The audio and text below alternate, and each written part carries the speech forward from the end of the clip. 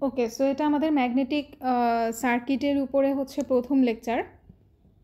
তো শুরুতেই হচ্ছে আমরা আসি ম্যাগনেটিক ফিল্ড হচ্ছে কি জিনিস সেই প্রসঙ্গ দিয়ে। ওকে, সো ম্যাগনেটিক ফিল্ড বলতে আসলে কি বোঝায়?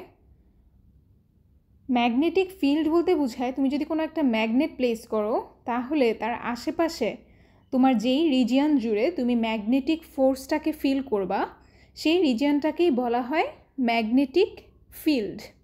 ওকে, এখন নেক্সট আসো ম্যাগনেটিক ফ্লাক্স বলতে আমরা কি বুঝি?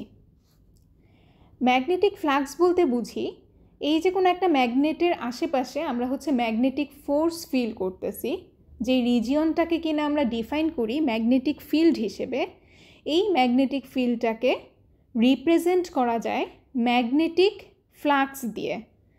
ম্যাগনেটিক ফ্লাক্সটা অনেকটা তোমাদের ইলেকট্রিক ফিল্ড লাইনের মতোই।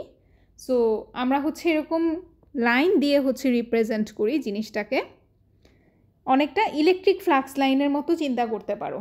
তো যেই জায়গাটাতে আমার ম্যাগনেটিক ফিল্ড থাকে সেই ম্যাগনেটিক ফিল্ডটাকে আমরা হচ্ছে এই ম্যাগনেটিক ফ্লাক্স লাইন দিয়ে রিপ্রেজেন্ট করি। এই ম্যাগনেটিক ফ্লাক্স লাইন আসলে তোমার ইন্ডিকেট করে যে ম্যাগনেটিক ফিল্ডটার স্ট্রেংথটা কীরকম। টু বি স্পেসিফিক, ম্যাগনেটিক ফিল্ডের স্ট্রেংথটা একটা পার্টিকুলার রিজিয়নে কত হবে সেটা ডাইরেক্টলি নির্ভর করে ওই রিজিয়নে ফ্লাক্স লাইনের ডেন্সিটিটা কীরকম তার উপরে। ফর ইনস্ট্যান্স দেখো এখানে দুইটা রিজিয়ন হচ্ছে দেখানো আছে, একটা হচ্ছে বি রিজিয়ন আর একটা হচ্ছে এ রিজিয়ন। এখন দেখো বি রিজিয়ন আর এ রিজিয়ন দুইটা হচ্ছে মোটামুটি ড্রয়িং করে সেম পরিমাণ এরিয়া হচ্ছে বোঝানো হয়েছে। এখন দেখো বি এর মধ্য দিয়ে যাচ্ছে 3টা ফ্লাক্স লাইন, ওয়্যারএজ এর মধ্য দিয়ে যাচ্ছে 6টা ফ্লাক্স লাইন। আমরা তাই বলি যে এর মধ্যে যে ফিল্ড স্ট্রেংথ সেটা হচ্ছে বি এর ফিল্ড স্ট্রেংথের চেয়ে দ্বিগুণ, কারণ এতে সেম এরিয়াতে হচ্ছে দ্বিগুণ সংখ্যক ম্যাগনেটিক ফ্লাক্স লাইন পারপেন্ডিকুলারলি এসে পড়তেছে দেন বি। ওকে, এখন আসো এই যে ম্যাগনেটিক ফ্লাক্স লাইনটা হচ্ছে আমরা ড্র করতেছি, এই ফ্লাক্সের পথে যদি আমি কোনো ফেরোম্যাগনেটিক ম্যাটেরিয়াল প্লেস করি তাহলে কি ঘটনা হবে সেটা নিয়ে কথা বলি। আচ্ছা, তার আগে হচ্ছে ফেরোম্যাগনেটিক ম্যাটেরিয়াল কি সেটা যদি আমরা একটু রিকল করতে চাই। ম্যাগনেটিক ম্যাটেরিয়াল দ্যাট ইজ যেই ম্যাটেরিয়ালগুলা ম্যাগনেট দ্বারা অ্যাট্রাক্টেড হয়, যেমন আয়রন, নিকেল, কোবাল্ট ইত্যাদি, এই ম্যাটেরিয়ালগুলোকে বলা হয় ফেরোম্যাগনেটিক ম্যাটেরিয়াল। ফেরোম্যাগনেটিক ম্যাটেরিয়ালের মধ্য দিয়ে ম্যাগনেটিক ফ্লাক্সের যাওয়াটা সহজ হয়।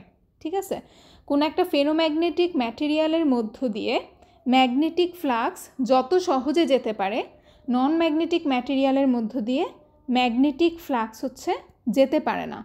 সো আমি যদি কোনো একটা পার্মানেন্ট ম্যাগনেটের আশেপাশে একটা ম্যাগনেটিক ম্যাটেরিয়াল বা ফেরোম্যাগনেটিক ম্যাটেরিয়াল প্লেস করি, ফ্লাক্স লাইনগুলো হচ্ছে প্রেফার করবে ওই ফেরোম্যাগনেটিক ম্যাটেরিয়ালের মধ্যে স্ট্যাবলিশ হতে। যেমন এটা হচ্ছে আমরা এই যে এই ফিগারটা দিয়ে বুঝতে পারি। এখানে হচ্ছে দেখো একটা পার্মানেন্ট ম্যাগনেট রাখা হয়েছে এবং তার আশেপাশে একটা soft iron which is a ferromagnetic material place করা হয়েছে। এখন দেখো ফ্লাক্স লাইনগুলো কিন্তু বেঁকে এবং তুলনামূলক বড় পথ দিয়ে যাচ্ছে, জাস্ট বিকজ তারা এই সফট আয়রনের মধ্য দিয়ে যাওয়া হচ্ছে প্রেফার করে। অন দ্য আদার হ্যান্ড এখানে দেখো একটা non magnetic material that is plastic place করা হয়েছে, কিন্তু প্লাস্টিকের মধ্য দিয়ে কিন্তু ফেরোম্যাগনেটিক ম্যাটেরিয়ালের মধ্য দিয়ে যেভাবে সে কষ্ট করে বেঁকে যাচ্ছিল, প্লাস্টিকের মধ্য দিয়ে এমন কোনো ঘটনা ঘটতেছে না। সে নর্মালি বাতাসের মধ্য দিয়ে যেভাবে যাচ্ছিল প্লাস্টিকের মধ্য দিয়েও একইভাবেই যাচ্ছে। বাট যখনই আমি যদি আশেপাশে সাপোজ এই জায়গাতে আমি যদি একটা ফেরোম্যাগনেটিক ম্যাটেরিয়াল প্লেস করে দিতাম, তাহলে ফ্লাক্স লাইনগুলো হচ্ছে এঁকে বেঁকে হইলেও এবং বড় পথ দিয়ে হইলেও এই ফেরোম্যাগনেটিক ম্যাটেরিয়ালের মধ্য দিয়ে যাওয়াটাই প্রেফার করত। ঠিক আছে, সো ফেরোম্যাগনেটিক ম্যাটেরিয়াল হচ্ছে একটা ইজিয়ার পাথ দেয় ফ্লাক্স লাইনকে যাওয়ার জন্য। ইভেন দো ওই পাথটা লঙ্গারও হয়, তাও হচ্ছে ফ্লাক্স লাইনগুলা ওই লঙ্গার পাথ দিয়েই যাবে, কারণ পাথটা হচ্ছে easier through the ferromagnetic material. যদি non magnetic material that is বাতাসের মধ্য দিয়ে সে শর্টার পাথও পায়, তারপরেও হচ্ছে সে ওই শর্টার পাথ দিয়ে যাবে না। সে এঁকে বেঁকে হইলেও ওই ম্যাগনেটিক ম্যাটেরিয়ালের মধ্য দিয়ে সে যেহেতু ইজিলি ফ্লাক্স স্ট্যাবলিশ করতে পারতেছে, সে হচ্ছে ওই ফেরোম্যাগনেটিক ম্যাটেরিয়ালের মধ্য দিয়ে ফ্লো করবে।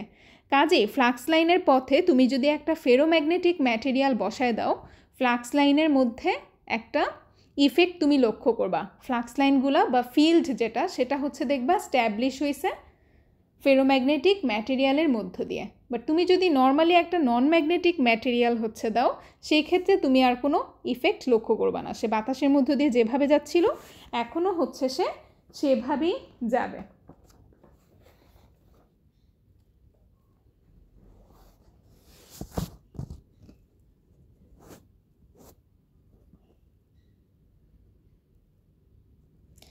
ওকে, নেক্সট হচ্ছে আমরা আসি ইলেকট্রোম্যাগনেটিজম কাকে বলে সেই বিষয়ে।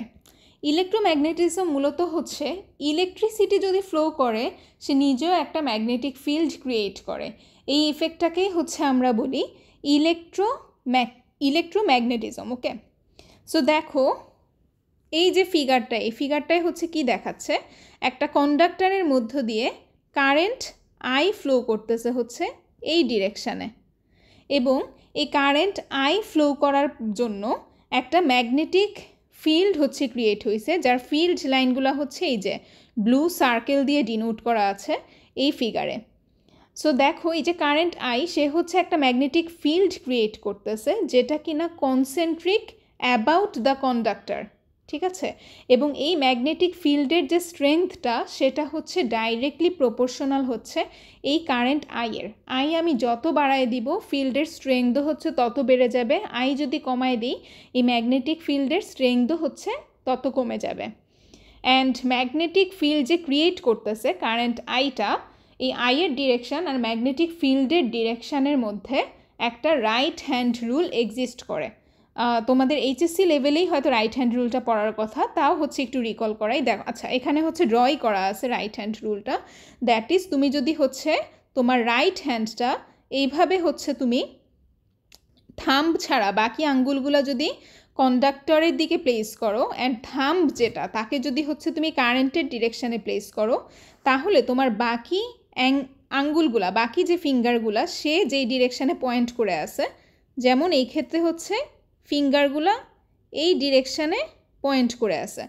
সো বাকি ফিঙ্গারগুলো যেই ডিরেকশানে পয়েন্ট করে থাকে সেটাই হচ্ছে তোমার ফ্লাক্সের বা ম্যাগনেটিক ফিল্ডের ডিরেকশান। সো আমি হচ্ছে কি করব, আমার রাইট হ্যান্ডটাকে আমি কন্ডাক্টরের অ্যাক্রসে কার্ল করাবো। দেন আমার বুড়া আঙ্গুল বা থামটা হচ্ছে যদি কারেন্টের ডিরেকশানে পয়েন্ট করে, তাহলে বাকি যে 4টা ফিঙ্গার আছে সেই 4টা ফিঙ্গার হচ্ছে ম্যাগনেটিক ফিল্ডের ডিরেকশানে পয়েন্ট করবে, ঠিক আছে? এখন আসো হচ্ছে আরেকটা জিনিসে, সেটা হচ্ছে যদি আমার যে কন্ডাক্টরটা আছে এই কন্ডাক্টরটাকে আমি যদি এই কয়েলের মতো হচ্ছে প্যাঁচাই, যেই জিনিসটাকে হচ্ছে সলিনয়েড বলা হয়, এই জিনিসটাও তোমাদের শুনে থাকার কথা ইন্টারমিডিয়েট লেভেলে, যে একটা কারেন্ট ক্যারিং কন্ডাক্টর। এখানে দেখোই যে অরেঞ্জ কালারের যে জিনিসটা সেটা আসলে একটা কারেন্ট ক্যারিং কন্ডাক্টর, যার মধ্য দিয়ে যাচ্ছে কারেন্ট আই। ওকে, এই কারেন্ট ক্যারিং কন্ডাক্টরটাকে হচ্ছে একটা কয়েলের মতো করে প্যাঁচানো হয়েছে, ঠিক আছে? এই ক্ষেত্রে কি হয়, এই যে কারেন্টটা ফ্লো করতেছে, এই কারেন্টের জন্য যে ফিল্ডটা ক্রিয়েট হয় প্রতিটা ইন্ডিভিজুয়াল টার্নে, এই কয়েলের প্রতিটা প্যাচের মধ্যেই কিন্তু ফিল্ড ক্রিয়েট হইতেছে কারেন্ট ফ্লোয়ের কারণে। পরে কি হয়, প্রত্যেকটা প্যাচ, এই কয়েলের যতগুলা টার্ন আছে সেই প্রত্যেকটা প্যাচের ফিল্ডগুলো হচ্ছে কম্বাইন হয়। এর ফলে রেজাল্টেন্ট যেই ফিল্ডটা, সেই ফিল্ডটাই এখানে হচ্ছে এই ব্লু লাইনগুলো দিয়ে ড্র করা আছে। এই রেজাল্টেন্ট ফিল্ডের ডিরেকশানটা কি সেটাও হচ্ছে তুমি তোমার রাইট হ্যান্ডের একটা রুল দিয়ে মনে রাখতে পারবা। এক্ষেত্রে তুমি কি করবা, তোমার ডান হাতের আঙ্গুলগুলোকে তুমি কার্ল করাবা around the coil in the direction of the current. সেই ক্ষেত্রে তোমার থাম্ব বা বুড়া আঙ্গুল যেটা, সেটা হচ্ছে পয়েন্ট করবে ডিরেকশান অফ ফিল্ডের দিকে। দ্যাট ইজ এখানে দেখো আমার কারেন্টটা হচ্ছে এভাবে গিয়ে এই ডিরেকশানে সে হচ্ছে ফ্লো করতেছে। সো তোমার কাজ কি হবে, তুমি হচ্ছে তোমার বুড়া আঙ্গুল বাদে বাকি আঙ্গুলগুলোকে এই কন্ডাক্টরের অ্যাক্রসে কার্ল করাবা এবং কারেন্টের ডিরেকশানে হচ্ছে তুমি কার্ল করাবা। এই ক্ষেত্রে দেখো কারেন্টটা কিন্তু এভাবে গিয়ে কয়েলের মধ্য দিয়ে সে এইভাবে পেঁচাচ্ছে। সো আমি আমার আঙ্গুলগুলোকে যদি কারেন্টের ডিরেকশানে পেঁচাইতে চাই তাহলে কিন্তু এরকমই হবে, ঠিক যেভাবে আমি ড্র করছি। সেই ক্ষেত্রে তোমার যে থামটা আছে এই থামটা হচ্ছে পয়েন্ট করবে ম্যাগনেটিক ফিল্ড বা ম্যাগনেটিক ফ্লাক্সের ডিরেকশানের দিকে, ঠিক আছে। এখন দেখো এই যে সলিনয়েড তার যে ওভারঅল ফিল্ড লাইনটা, ওভারঅল যে ফ্লাক্স লাইনগুলা সেগুলো দেখো ঠিক একটা পার্মানেন্ট ম্যাগনেটের ফ্লাক্স লাইনের মতো। দেখো পার্মানেন্ট ম্যাগনেটের ফ্লাক্স লাইনগুলো আমরা আবার দেখে আসি। দেখো এখানে নর্থ পোল থেকে ফ্লাক্স লাইন ক্রিয়েট হয়ে সাউথ পোলে এসে ব্যাক করতেছে। তো আমরা যে কারেন্টের কয়েল প্যাঁচায় ঠিক সলিনয়েডটা ফর্ম করলাম, তার ফ্লাক্স লাইনগুলোও কিন্তু ঠিক পার্মানেন্ট ম্যাগনেটের মতো নর্থ পোল থেকে ফ্লাক্স লাইনগুলো ক্রিয়েট হয়ে সাউথ পোলে গিয়ে ব্যাক করতেছে। So solenoid basically acts like a permanent magnet. Its flux lines are like those of permanent magnet.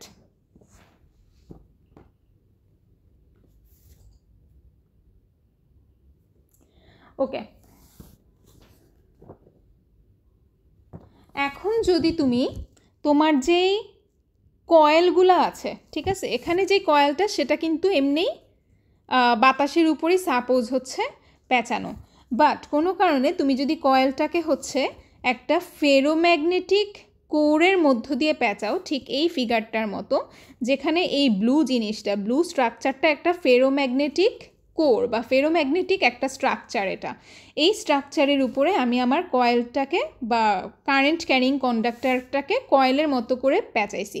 এর ফলে কি হবে, এই যে কয়েলটা বা সলিনয়েডটা সে যে ফ্লাক্স লাইনটা ক্রিয়েট করতেছে, এই ফ্লাক্স লাইনটা প্রেফার করবে এই ফেরোম্যাগনেটিক ম্যাটেরিয়ালের মধ্য দিয়ে ফ্লো করার, ঠিক যেটার বর্ণনা আমি একটু আগে দিচ্ছিলাম, যে ফ্লাক্স লাইন প্রেফার করে ফেরোম্যাগনেটিক ম্যাটেরিয়ালের মধ্য দিয়ে যেতে।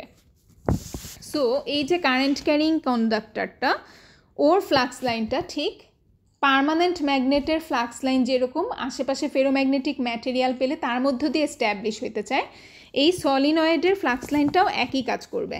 সো এই যে ফ্লাক্স লাইনটা, যেটা দেখো এই যে ব্ল্যাক লাইন দিয়ে ইন্ডিকেট করা আছে, সেটা মোর অর লেস অলমোস্ট সব ফ্লাক্সই কনফাইন্ড হয়ে যাবে এই কোরের মধ্য দিয়ে। সে হচ্ছে তার তো নর্থ পোল থেকে বের হয়ে সাউথ পোল দিয়ে রিটার্ন করতে হবে, তাই না? সো নর্থ পোল দিয়ে বের হয়ে এই যে সাউথ পোল দিয়ে রিটার্ন করার কাজটা, এটা সে প্রেফার করবে অলমোস্ট সবগুলা লাইনই কোরের মধ্য দিয়ে বা ফেরোম্যাগনেটিক যে ম্যাটেরিয়াল বা স্ট্রাকচারটা আছে তার মধ্য দিয়ে চলে যাওয়ার। যদিও পাথটা লঙ্গার, বাট তাও এই ফ্লাক্স লাইনটার জন্য এই ফেরোম্যাগনেটিক ম্যাটেরিয়ালের পাথটা হচ্ছে ইজিয়ার। সো ফ্লাক্স লাইনগুলো কী করে, তারা সবাই নর্থ পোল থেকে বের হয়ে দেখে ওয়াও একটা আমার ফেরোম্যাগনেটিক স্ট্রাকচার আছে, তাহলে আমি আর কষ্ট করে বাতাস দিয়ে যাব না, আমি হচ্ছে এই ফেরোম্যাগনেটিক পাথটা দিয়ে যাব অ্যান্ড দেন আমি সাউথ পোলে ব্যাক করব, ঠিক আছে।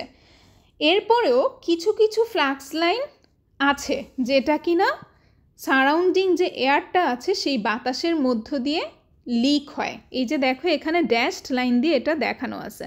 অল্প পরিমাণ ফ্লাক্স লাইন, খুবই সামান্য, নেগলিজিবল, যেটা এমনকি অনেক ক্ষেত্রে তুমি ইগনোরও করতে পারো।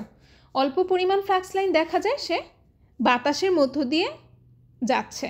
এই যে ফ্লাক্সটা, এটা যেহেতু লিক হয়ে যাচ্ছে ফেরোম্যাগনেটিক স্ট্রাকচার থেকে, এই কারণে এই ফ্লাক্সটাকে হচ্ছে আমরা বলি লিকেজ ফ্লাক্স, অথবা আরেকটা নাম আছে যেটাকে বলা হয় হচ্ছে স্ট্রে ফ্লাক্স। ওকে, আচ্ছা, এখন আমাদের মোস্ট অফ দ্য প্র্যাকটিক্যাল অ্যাপ্লিকেশানে ইলেকট্রোম্যাগনেটিজমটা হচ্ছে কিভাবে কাজে লাগে।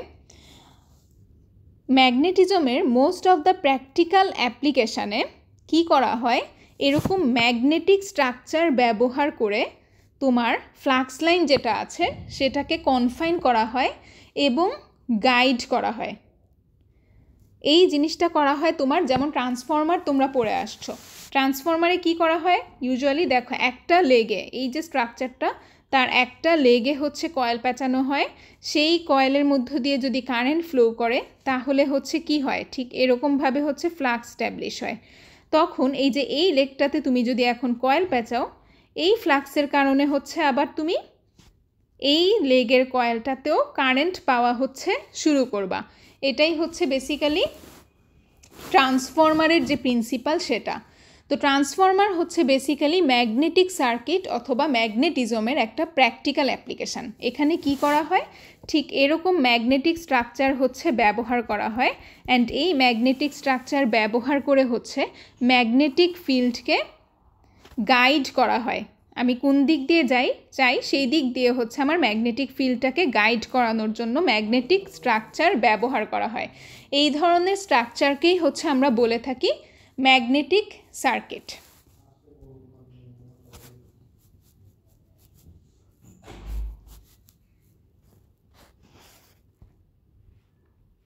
আচ্ছা, সো দেখো ম্যাগনেটিক সার্কিটের এমন একদম টেক্সচুয়াল ডেফিনিশন যেটা, সেটা হচ্ছে আমি দিয়ে রাখছি যে ম্যাগনেটিজমের মোস্ট অফ দ্য প্র্যাকটিক্যাল অ্যাপ্লিকেশানে, যেটা কিনা ট্রান্সফর্মার একটা উদাহরণ বা মোটর জেনারেটরও হচ্ছে উদাহরণ, সেখানে কি করা হয়, ম্যাগনেটিক স্ট্রাকচার ব্যবহার করা হয় যাতে কিনা ম্যাগনেটিক ফিল্ড যেগুলো আছে সেগুলো গাইডেড হয় একটা ওয়েল ডিফাইন্ড ফেরোম্যাগনেটিক পাথ দিয়ে। এই ধরনের স্ট্রাকচারকেই হচ্ছে আমরা বলে থাকি ম্যাগনেটিক সার্কিট। ঠিক আছে, আমরা একটু আগে হচ্ছে যেই ছবিটা দেখে আসছি এটা কিন্তু একটা ম্যাগনেটিক সার্কিট, কারণ এখানে এরকম একটা ব্লু কালারের যে ম্যাগনেটিক স্ট্রাকচারটা দেখতে পাচ্ছ, এই ম্যাগনেটিক স্ট্রাকচারটা ব্যবহার করে আমরা হচ্ছে কি করতেছি, এই যে ফিল্ড লাইনটা আছে এই ফিল্ড লাইনটাকে আমরা হচ্ছে গাইড করতেছি এই পাথ দিয়ে। সো এই জিনিসটাকে আমরা একটা ম্যাগনেটিক সার্কিট হচ্ছে বলতে পারি। ঠিক আছে, নেক্সট আসি হচ্ছে একটা ইম্পর্ট্যান্ট কনসেপ্টে, যেটা হচ্ছে কিনা ফ্লাক্স ডেন্সিটি। আমরা সবাই জানি যে এসআই ইউনিটে ম্যাগনেটিক ফ্লাক্স, যেটাকে কিনা ফাই দিয়ে রিপ্রেজেন্ট করা হয়, তার ইউনিট হচ্ছে গিয়ে ওয়েবার। ঠিক আছে, এখন ফ্লাক্সের যে লাইনগুলো আছে সেই লাইনগুলা প্রতি ইউনিট এরিয়াতে কতগুলো আছে সেই সংখ্যাটাই আসলে মিন করে flux density. That is, flux density is defined as the number of flux lines per unit area. Flux density কে ডিনোট করা হয় হচ্ছে ক্যাপিটাল লেটার বি দিয়ে। সো বি হচ্ছে কি, প্রতি unit area flux line. So phi by A, এটাকেই হচ্ছে আমরা ডিফাইন করি ফ্লাক্স ডেন্সিটি হিসেবে। তো ফাই যেটা ফ্লাক্স লাইন যেটা, তার ইউনিট কিন্তু হচ্ছে weber. On the other hand এরিয়ার এসআই ইউনিট কি, মিটার স্কোয়ার। সো ফ্লাক্স ডেন্সিটির ইউনিটটা কি, weber per metre square. Weber per metre স্কোয়ারকে হচ্ছে আরেকটা নাম হচ্ছে দেওয়া হয়েছে, যেটা কিনা টেসলা। টেসলাকে হচ্ছে আমরা টি দিয়ে রিপ্রেজেন্ট করি। ঠিক আছে, সো তোমার কোনো একটা এরিয়া এ দিয়ে যদি ফাই সংখ্যক ফ্লাক্স লাইন হচ্ছে যায়, তাহলে ওই জায়গাটাতে ফ্লাক্স ডেন্সিটি হচ্ছে phi by A. Flux density আসলে হচ্ছে তোমার ম্যাগনেটিক ফিল্ড স্ট্রেংথটা কত সেটাকে হচ্ছে রিপ্রেজেন্ট করে। কোনো একটা নির্দিষ্ট এরিয়াতে ফাই যত বেশি হবে ফ্লাক্স ডেন্সিটি তত বেশি, আমরা বলি ম্যাগনেটিক ফিল্ডটার স্ট্রেংথও হচ্ছে তত বেশি।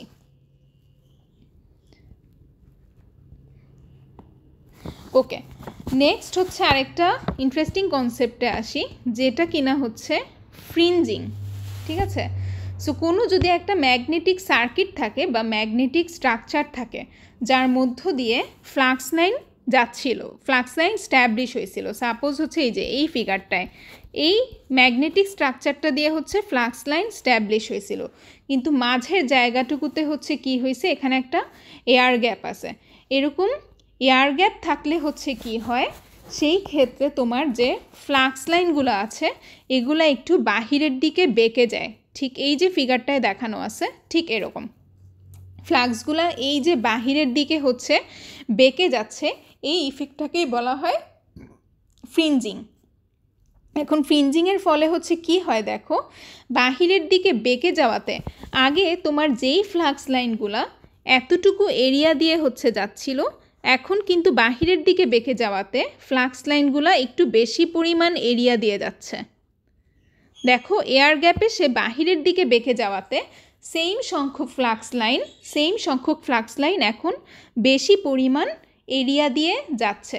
সো ফ্লাক্স লাইন ফাই সেটা সেমই আছে, কিন্তু এয়ার গ্যাপের মধ্যে কি হচ্ছে, বাহিরে দিয়ে বেঁকে যাওয়ার কারণে এই যে সে বাহিরের দিকে বেঁকে যাচ্ছে, তার ফলে হচ্ছে ইফেক্টিভ এরিয়া যেটা, এই এরিয়াটা হচ্ছে বেড়ে যাচ্ছে। এরিয়া যদি বেড়ে যায় তাহলে ফাই বাই এ, যেটাকে হচ্ছে কিনা আমরা ফ্লাক্স ডেন্সিটি বি বলতেছি, সেই কোয়ান্টিটিটা কিন্তু কমে যাবে। এরিয়া যদি বেড়ে যায় তাহলে ফ্লাক্স ডেন্সিটিটা হচ্ছে কমে যাবে, ঠিক আছে। সো ফ্রিঞ্জিং হইলে হচ্ছে কি হয়, ফ্রিঞ্জিং হইলে ফ্লাক্স লাইনগুলো বাহিরের দিকে বেঁকে যায়, এবং এই বাহিরের দিকে বেঁকে যাওয়ার ফলে তোমার ইফেক্টিভ এরিয়াটা হচ্ছে বেড়ে যায়। ইফেক্টিভ এরিয়াটা বেড়ে যাওয়ার ফলে হচ্ছে ফ্লাক্স ডেন্সিটিটা কমে যায়।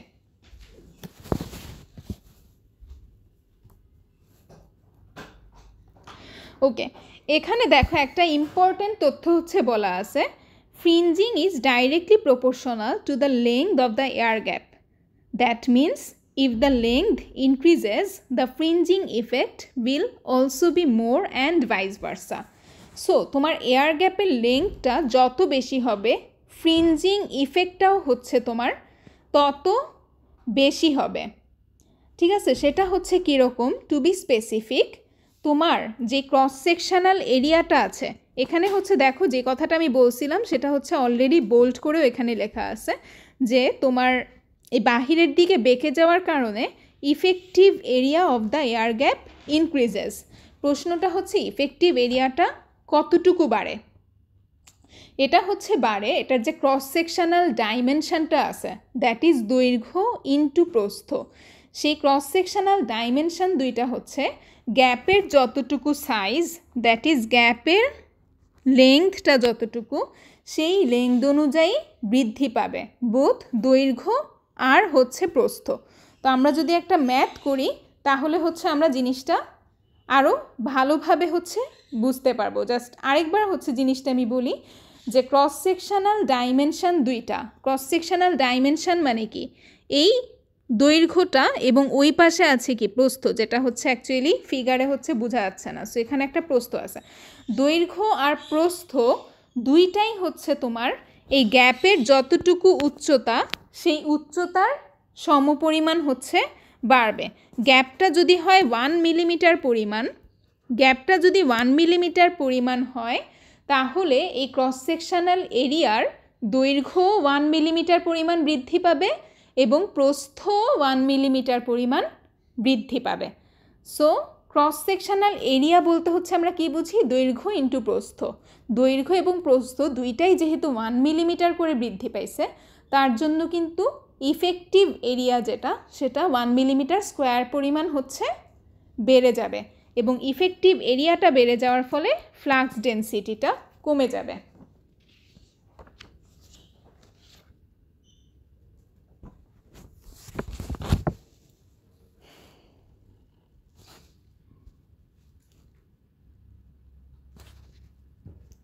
ওকে, সো নেক্সট দেখো ফ্রিঞ্জিং ইফেক্টের উপরে একটা প্রবলেম, যেটা কিনা তোমাদের হচ্ছে যে রেফারেন্স বইটা দেওয়া হয়েছে তার 2 নাম্বার এক্সাম্পল। এখানে হচ্ছে কি বলা হয়েছে, কোর বলতে হচ্ছে কি বোঝাচ্ছে, ওই যে ম্যাগনেটিক স্ট্রাকচার যেটা, সেটা তার ক্রস সেকশনাল ডাইমেনশনগুলো হচ্ছে 2.5 সেন্টিমিটার বাই 3 সেন্টিমিটার। সো এই 2.5 সেন্টিমিটার বাই 3 সেন্টিমিটার কোরের মাঝে এক জায়গায় 0.1 মিলিমিটারের একটা এয়ার গ্যাপ আছে।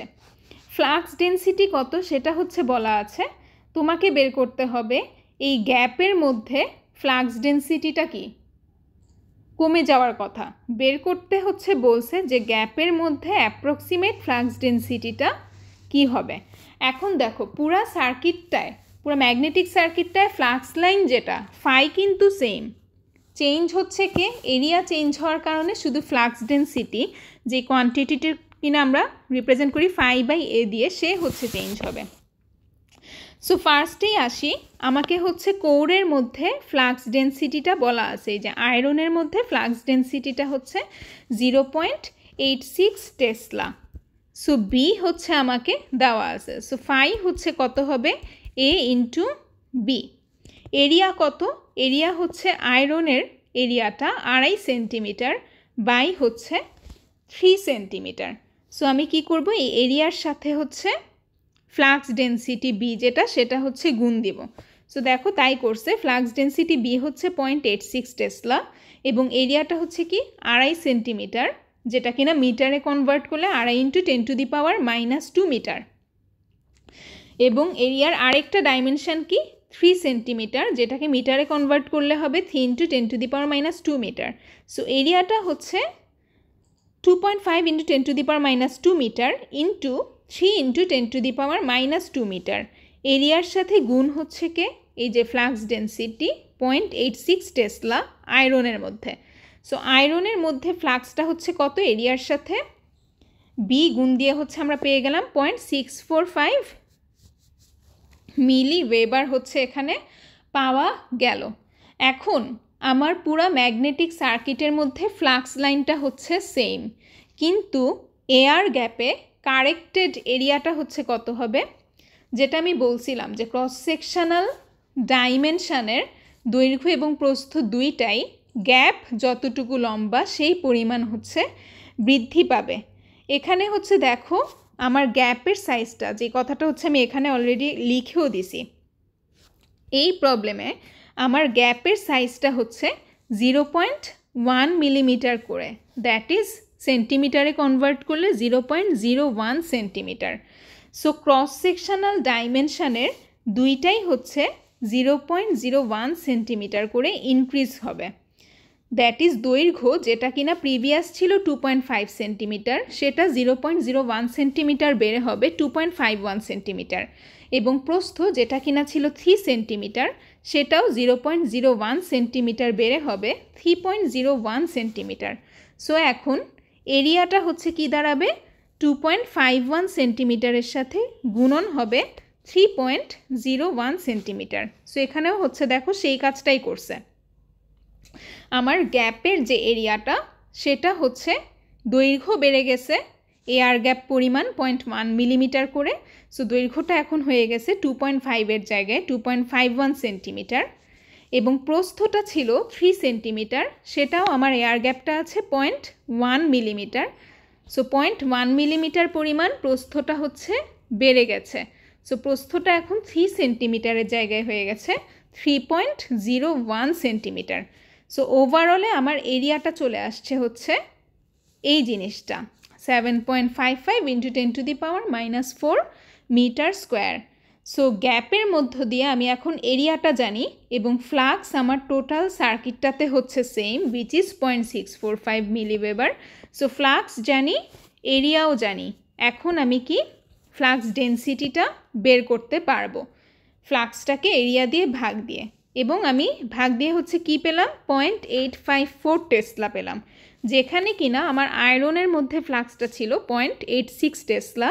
এয়ার গ্যাপের মধ্য দিয়ে এই ফ্রিঞ্জিং ইফেক্টের কারণে ইফেক্টিভ এরিয়াটা বেড়ে যাওয়ায় আমাদের ফ্লাক্স ডেন্সিটিটা কমে গেল এবং কমে 0.86 থেকে 0.854 টেসলা হয়ে গেল। ঠিক আছে, সো নেক্সট হচ্ছে আমরা কনসিডার করব হচ্ছে আরেকটা কনসেপ্ট, যেটাকে কিনা বলা হয় হচ্ছে ল্যামিনেশন। সো ল্যামিনেশন বলতে আসলে কি বোঝায়, প্র্যাকটিক্যাল যত ম্যাগনেটিক সার্কিট আছে সাচ অ্যাজ ট্রান্সফরমারে কি করা হয়, তোমার সলিড ম্যাগনেটিক স্ট্রাকচার ব্যবহার না করে কতগুলা পাতলা পাতলা শিট নেওয়া হয় আয়রনের অথবা স্টিলের, দেন ওই পাতলা শিটগুলাকে হচ্ছে একটার সাথে আরেকটা স্ট্যাক করা হয়, চেহারাটা হয় হচ্ছে অনেকটা এরকম।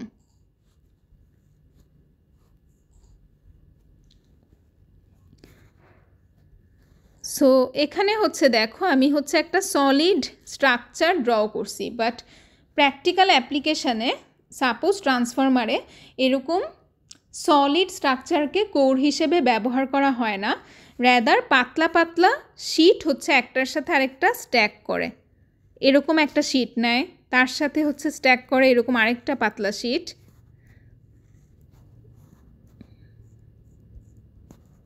সো এরকম অনেকগুলা হচ্ছে পাতলা পাতলা থিন শিট নিয়ে এই শিটগুলোকে হচ্ছে একটার সাথে আরেকটা স্ট্যাক করা হয়। সেটার রিজনটা কি, এটা অ্যাকচুয়ালি তোমাদের স্কোপের বাহিরে, সো বললেও এখন বুঝবা না, সো বলতেছি না। তো এরকম সলিড স্ট্রাকচার ব্যবহার করা হয় না, বরং একাধিক এরকম পাতলা পাতলা পাত নেওয়া হয় বা থিন শিট নেওয়া হয় আয়রনের অথবা হচ্ছে স্টিলের, এবং এদেরকে এরপরে একসাথে জোড়া লাগানো হয় বা স্ট্যাক করা হয়। সো এর ফলে হচ্ছে কি হয়ে যায়, তোমার ইফেক্টিভ যে এরিয়াটা, এখানে আয়রনের যে ইফেক্টিভ এরিয়াটা সেটা কিন্তু ফিজিক্যাল এরিয়ার চেয়ে কম। ফিজিক্যাল বলতে হচ্ছে কি বুঝাইতেছি, এখানে এই পুরা জায়গাটা হচ্ছে তার ফিজিক্যাল এরিয়া, কিন্তু যেহেতু আমরা একাধিক শিটকে হচ্ছে স্ট্যাক করছি, মাঝে মাঝে অল্প পরিমাণ হইলেও কিন্তু গ্যাপ থেকে যায়। সো ইফেক্টিভ এরিয়াটা আয়রনের কিন্তু কমে যায়। সো কতটুকু কমছে সেটা হচ্ছে ডিফাইন করা হয় একটা ফ্যাক্টর দিয়ে, যেটাকে কিনা বলা হয় স্ট্যাকিং ফ্যাক্টর। সো স্ট্যাকিং ফ্যাক্টরটা যদি তোমার জানা থাকে, ফিজিক্যাল এরিয়াটা কত সেটা তো তুমি স্কেল দিয়ে মেজার করতেই পারতেছো। তো স্ট্যাকিং ফ্যাক্টরটা যদি তুমি জানো, ফিজিক্যাল এরিয়া স্কেল দিয়ে মেজার করতে পারতেছি। সো এই ক্ষেত্রে ইফেক্টিভ আয়রনের এরিয়াটা কত সেটা তুমি বের করতে পারবা। ঠিক আছে?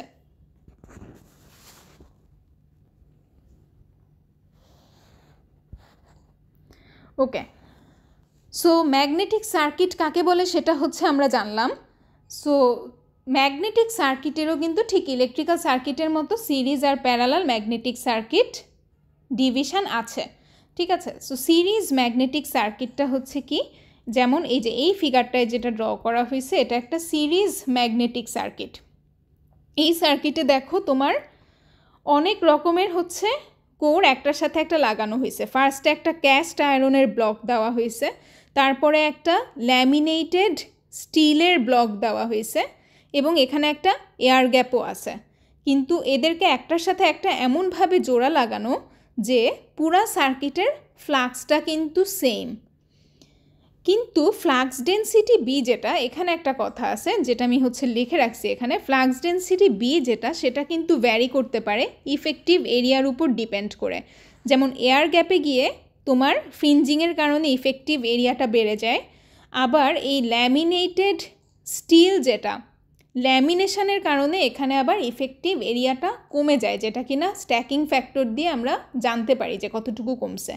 এনিওয়ে, সো এরিয়াটা যেহেতু চেঞ্জ হচ্ছে, ফ্লাক্স ডেন্সিটি বিটা কিন্তু চেঞ্জ হবে, বাট পুরা পাতটাতে এই যে তোমার কারেন্টের কয়েলটা আছে, এই কারেন্টের কয়েলের কারণে একটা ফ্লাক্স স্ট্যাবলিশ হচ্ছে, যেটা কিনা ফাই।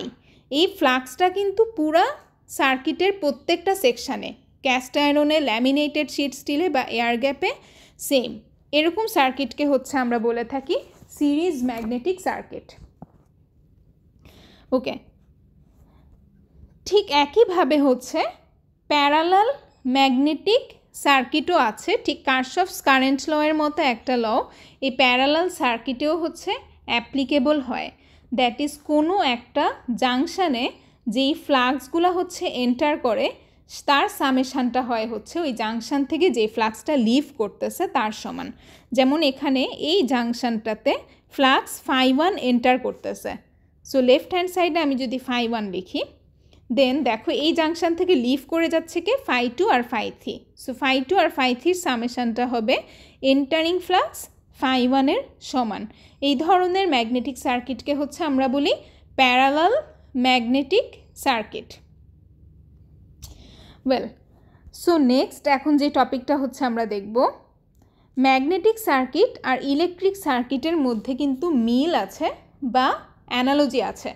যেমন ইলেকট্রিক্যাল সার্কিটে একটা ভোল্টেজ সোর্স বা ইলেকট্রোমোটিভ ফোর্স সে হচ্ছে ক্রিয়েট করে কারেন্ট, whereas ম্যাগনেটিক সার্কিটে একটা ম্যাগনেটোমোটিভ ফোর্স থাকে যেটা কিনা ক্রিয়েট করে ফ্লাক্স। ঠিক আছে? সো ম্যাগনেটোমোটিভ ফোর্সটা আসলে কি, এটা হচ্ছে ম্যাগনেটিক ফ্লাক্সের সোর্স। ঠিক যেরকম কারেন্টের জন্য আমার ইলেকট্রোমোটিভ ফোর্সটা হচ্ছে একটা ভোল্টেজ সোর্সকে কনসিডার করতে পারি, ঠিক সেরকম ফ্লাক্সের জন্য একটা সোর্স আছে যেটাকে কিনা আমরা বলি magnetomotive force, in short MMF. একটা কয়েল দিয়ে যদি হচ্ছে কিনা কারেন্ট যায়, সেই ক্ষেত্রে আমরা ইতোমধ্যেই জানি যে একটা ম্যাগনেটিক ফ্লাক্স হচ্ছে ক্রিয়েট হবে। এই কারেন্টটা হচ্ছে যত বেশি হবে বা ওই কয়েলের মধ্যে টার্ন যত বেশি হবে, প্রতি টার্নের ফ্লাক্স কিন্তু একটার সাথে আরেকটা অ্যাড হইতেছে অ্যান্ড ওভারঅলে গিয়ে আমরা একটা কম্বাইন্ড ফ্লাক্স পাচ্ছি। সো কারেন্ট বাড়লে অথবা নাম্বার অফ টার্নস বাড়লে ফ্লাক্স কিন্তু বেড়ে যায়।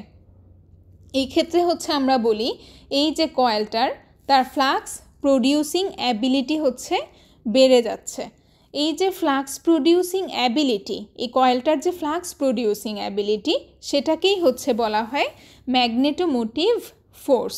ম্যাগনেটোমোটিভ ফোর্সকে এরকম কার্সিভ এফ দিয়ে হচ্ছে ডিনোট করা হয় and it is equal two N into I, where n is the number of turns in the coil, কয়েলে কতগুলা প্যাচ আছে তার সংখ্যা, অ্যান্ড I হচ্ছে কয়েলের মধ্য দিয়ে যে কারেন্ট যাচ্ছে সেটা। সো একটার ইউনিট হচ্ছে অ্যাম্পিয়ার আর একটার ইউনিট হচ্ছে টার্ন। সো ম্যাগনেটোমোটিভ ফোর্সের ইউনিট হচ্ছে অ্যাম্পিয়ার টার্নস। আমি যদি কয়েলটার টার্ন সংখ্যা বাড়ায় দিই তাহলে হচ্ছে ফ্লাক্স বেড়ে যাবে, আবার আমি যদি কয়েলটার মধ্য দিয়ে কারেন্ট বাড়ায় দিই তাহলেও হচ্ছে ফ্লাক্স বেড়ে যাবে।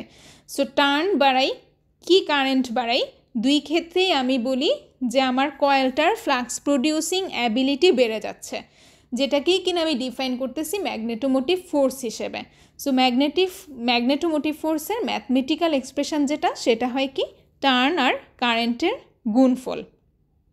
ঠিক আছে, এখন আসি হচ্ছে আরেকটা কনসেপ্টে যেটা কিনা রিলাক্ট্যান্স। ইলেকট্রিক সার্কিটে ঠিক যেভাবে কিনা রেজিস্ট্যান্স কারেন্ট ফ্লোয়ের পথে বাধা দিত, ম্যাগনেটিক সার্কিটেও এরকম একটা প্যারামিটার আছে রিলাক্ট্যান্স, যেটা কিনা ম্যাগনেটিক ফ্লাক্স স্ট্যাবলিশ হওয়ার পথে বাধা দেয়। ঠিক রেজিস্ট্যান্স যেভাবে হচ্ছে তোমার কোনো একটা কন্ডাক্টরের ডাইমেনশানের উপরে এবং টাইপের উপরে ডিপেন্ড করে, রিলাক্ট্যান্সও হচ্ছে ঠিক তাই। যেমন রিলাক্ট্যান্সের এক্সপ্রেশনটা দেখো, এটার এক্সপ্রেশনটা হচ্ছে L/μA।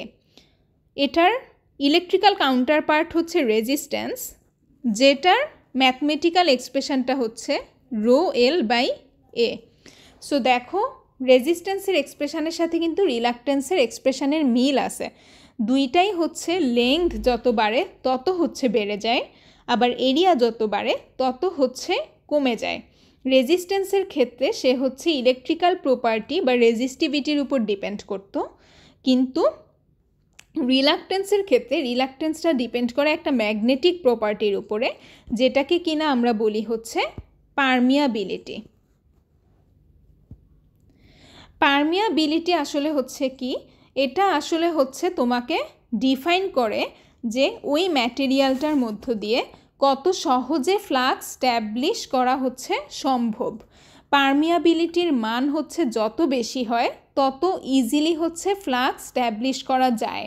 সো পারমিয়াবিলিটির মান বেশি হওয়া মানে ফ্লাক্স এস্ট্যাবলিশের পথে বাধাটা কম আসে, সো রিলাক্ট্যান্সটা এই ক্ষেত্রে কমে যায়। তার জন্য হচ্ছে মিউ বা পারমিয়াবিলিটি যেটা, সেটা হচ্ছে আমরা বসাচ্ছি ডিনোমিনেটরে।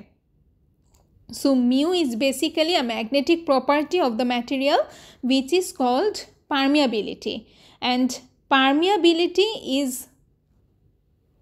basically the measure of how easy it is to establish flux in the material.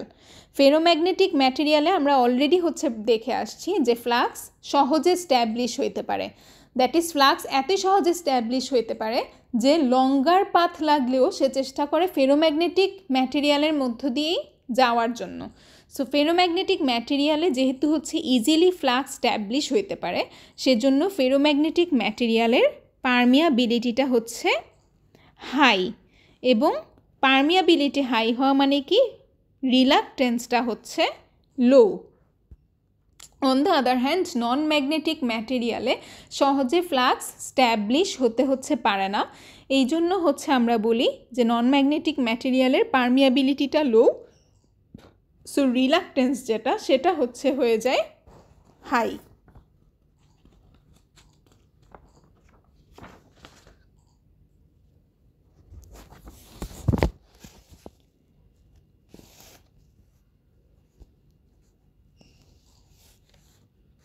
Okay, next হচ্ছে আসো আমরা সবাই জানি ফ্রি স্পেস অথবা ভ্যাকুয়ামের যে পারমিয়াবিলিটি সেটা হচ্ছে মিউ নট দিয়ে রিপ্রেজেন্ট করা হয়, যেটা নিউমেরিক্যাল ভ্যালুটা হচ্ছে 4 পাই × 10⁻⁻7 ওয়েবার পার অ্যাম্পিয়ার মিটার। ঠিক আছে, এটা যে শুধু ফ্রি স্পেসের পারমিয়াবিলিটি তা না, ফ্রি স্পেস বা বাতাস যেটা সেটাও কিন্তু একটা নন ম্যাগনেটিক ম্যাটেরিয়াল। ঠিক সিমিলারলি সকল নন ম্যাগনেটিক ম্যাটেরিয়ালের পারমিয়াবিলিটিটা হচ্ছে মিউ নট। সো এটা হচ্ছে শুধু ফ্রি স্পেসের পারমিয়াবিলিটি না, সব নন ম্যাগনেটিক ম্যাটেরিয়ালের মিউ হচ্ছে মিউ নট, দ্যাট ইজ এই ফ্রি স্পেসের পারমিয়াবিলিটি যেটা তার সমান। ফেরোম্যাগনেটিক ম্যাটেরিয়াল যেগুলো আছে সেগুলার পারমিয়াবিলিটি হচ্ছে আমি একটু আগে বলছি হাই, এবং এটা কত হাই, এটা হচ্ছে ফ্রি স্পেসের পারমিয়াবিলিটি বা মিউ নটের থেকে 100 গুণ এমনকি 1000 গুণও হচ্ছে বড় হইতে পারে। এখন কোনো একটা ম্যাটেরিয়ালের জন্য তার যেই পারমিয়াবিলিটি সেই পারমিয়াবিলিটিটা ফ্রি স্পেসের পারমিয়াবিলিটির কত গুণ সেটাকে এক্সপ্রেস করা হয় হচ্ছে আরেকটা কোয়ান্টিটি দ্বারা, যেটাকে হচ্ছে আমরা বলি রিলেটিভ পারমিয়াবিলিটি। কোনো একটা ম্যাটেরিয়ালের পারমিয়াবিলিটি যদি হয় মিউ, তাহলে এই মিউ হচ্ছে ফ্রি স্পেসের পারমিয়াবিলিটির থেকে যত টাইমস বেশি বা কম তার রিলেটিভ পারমিয়াবিলিটি হচ্ছে সেটা। That is relative permeability is basically the ratio of the permeability of the material to the permeability of free space. So ferromagnetic ম্যাটেরিয়ালের ক্ষেত্রে হচ্ছে আমরা কি বলছিলাম যে পারমিয়াবিলিটিটা ফ্রি স্পেসের পারমিয়াবিলিটি থেকে 100 গুণ এমনকি 1000 টাইমসও হচ্ছে বড় হইতে পারে। সো ফেরোম্যাগনেটিক ম্যাটেরিয়ালের ক্ষেত্রে রিলেটিভ যে পারমিয়াবিলিটি বা মিউ আর যেটা সেটা হচ্ছে 100 থেকে 1000 পর্যন্ত হইতে পারে। এবং আরেকটা কথা বলছিলাম যে নন ম্যাগনেটিক ম্যাটেরিয়ালের জন্য পারমিয়াবিলিটিটা ফ্রি স্পেসের পারমিয়াবিলিটিরই সমান। ফ্রি স্পেস ইটসেলফ হচ্ছে একটা non magnetic material. So non magnetic ম্যাটেরিয়ালের জন্য মিউ আর মিউ নট হচ্ছে সমান। সো নন ম্যাগনেটিক ম্যাটেরিয়ালের জন্য মিউ আর তাহলে কত হবে, mu by mu naught, that is unity. Okay,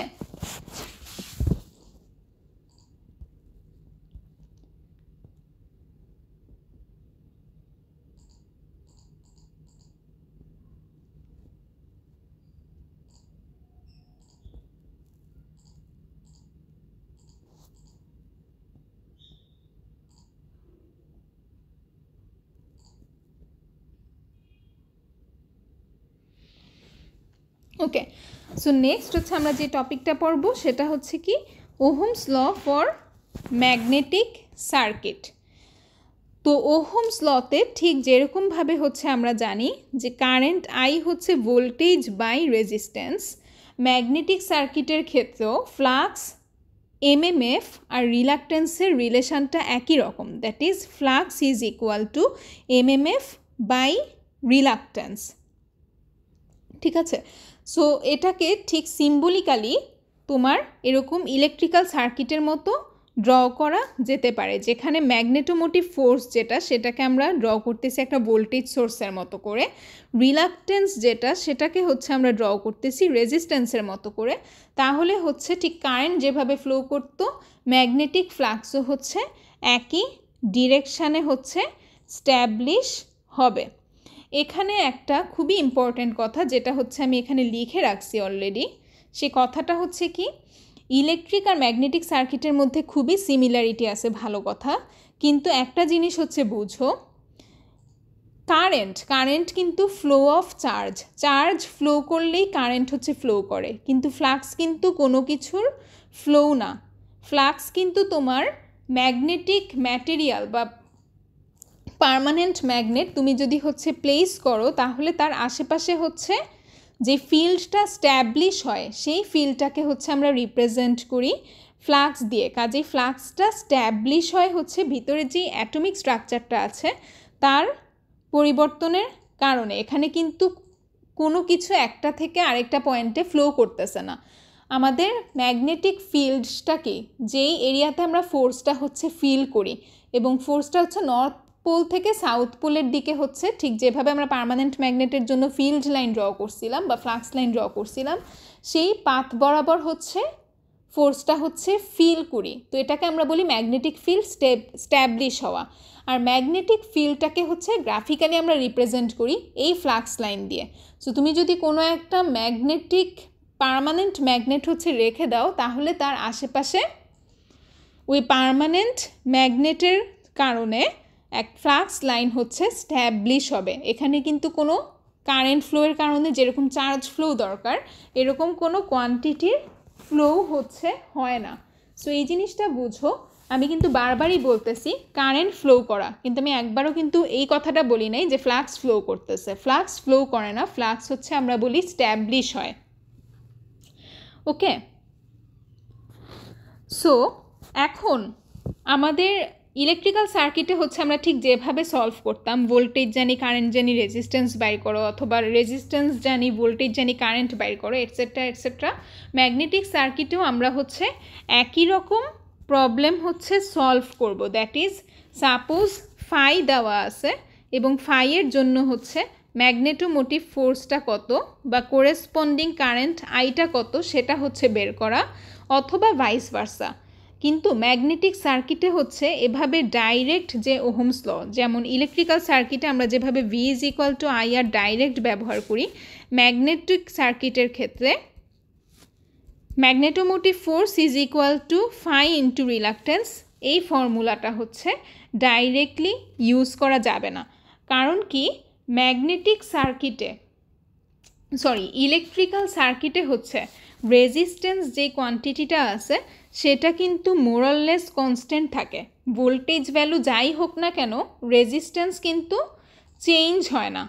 but magnetic সার্কিটের যেই রিলাক্টেন্স, এই রিলাক্টেন্সটা কিন্তু ডিপেন্ড করে হচ্ছে ম্যাগনেটিক ফিল্ড ইন্টেন্সিটিটা কত তার উপরে।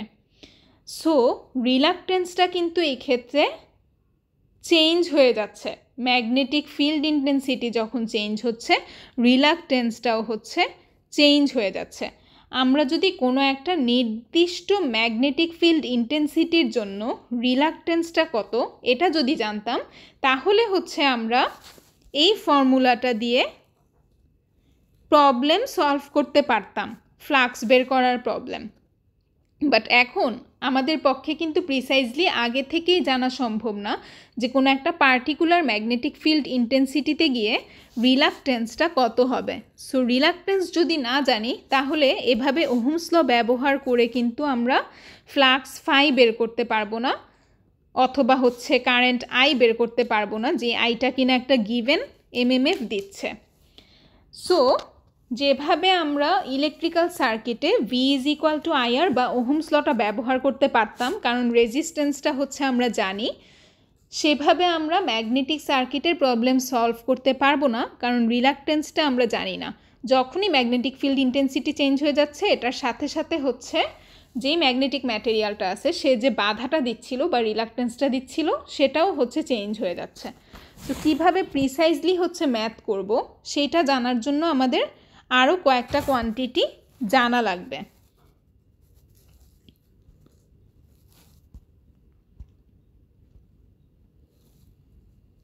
আচ্ছা, সো আরও যেসব জিনিস জানা লাগবে তার মধ্যে একটা প্রথম কোয়ান্টিটি হলো ম্যাগনেটিক ফিল্ড ইন্টেন্সিটি বা হচ্ছে ম্যাগনেটাইজিং ফোর্স।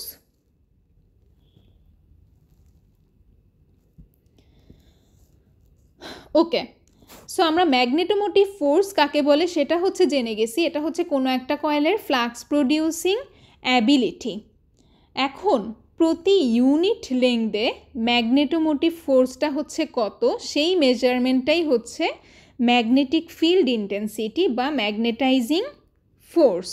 দ্যাট ইজ, আমার ম্যাগনেটোমোটিভ ফোর্সটা যদি হয় এফ, তাহলে টোটাল লেংথ, যেই লেংথের মধ্য দিয়ে এই ম্যাগনেটোমোটিভ ফোর্সটা অ্যাপ্লাই হচ্ছে সেটা যদি হয় এল, তাহলে আমার ম্যাগনেটাইজিং ফোর্স বা ম্যাগনেটিক ফিল্ড ইন্টেন্সিটি এইচটা হবে F by L, that is প্রতি ইউনিট লেংথে কত ম্যাগনেটোমোটিভ ফোর্স ওই কয়েলটা দিতে পারতেছে সেটাই ডিফাইন করে হচ্ছে ম্যাগনেটিক ফিল্ড ইন্টেন্সিটি অথবা ম্যাগনেটাইজিং ফোর্স, যেটাকে কিনা ডিনোট করা হয় এইচ লেটারটা দিয়ে।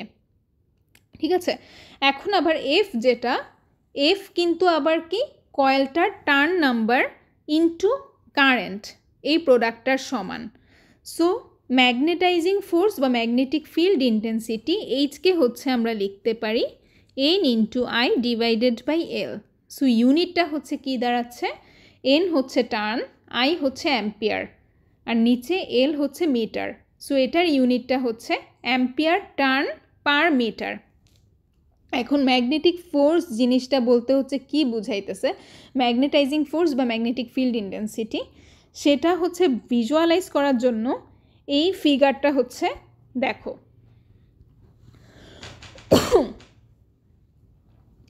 দেখো এখানে হচ্ছে আমার দুইটা ম্যাগনেটিক স্ট্রাকচারেই আমি হচ্ছে সেম এমএমএফ দিচ্ছি, দ্যাট ইজ দুইটা যে কয়েল আছে দুইটা কয়েলের টার্ন নাম্বারও সেম, দুইটা কয়েলের মধ্যে যে কারেন্ট আই যাচ্ছে সেটাও হচ্ছে সেম, কিন্তু দুইটা স্ট্রাকচারে হচ্ছে ম্যাগনেটিক ফ্লাক্সটা যে স্ট্যাবলিশ হবে সেই ফ্লাক্সটা স্ট্যাবলিশ হয় হচ্ছে ডিফারেন্ট লেংথে।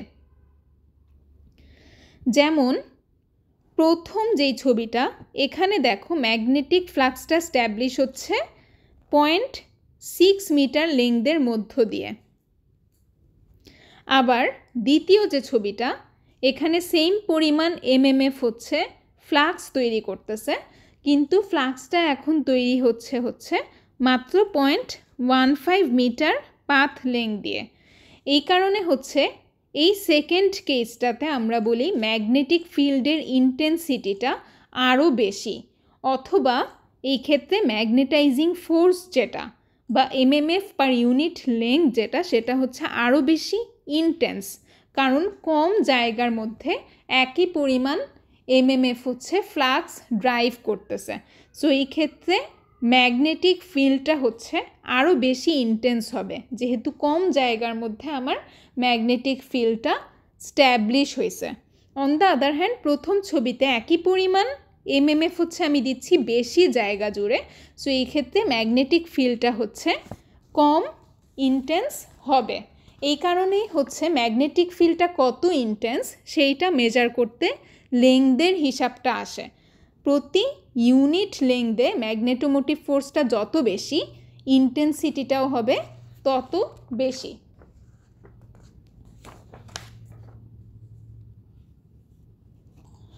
সো এখন আমরা কিন্তু জানি